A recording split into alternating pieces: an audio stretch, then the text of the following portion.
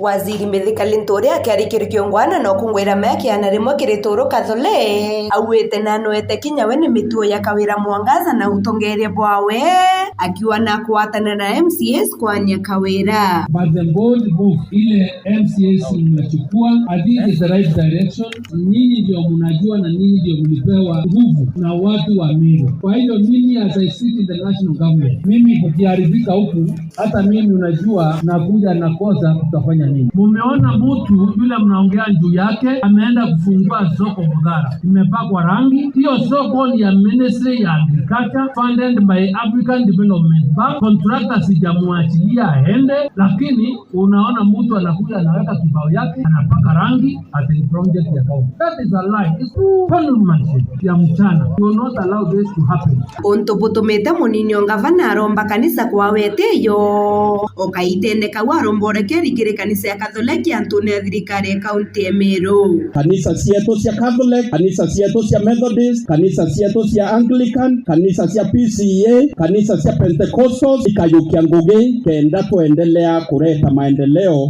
maturene yetu. Mabishops yetu iturombere Meru no ntukurwa na kanisa ni kurwa na maendeleo, kurwa na kanisa ni kurwa na weti na mbere, kurwa na kanisa ni kurwa na future. No ntui kanisa ya mbiririe mantu ya meya yaratukuona in our community na noyo yendelete kurita ngugira.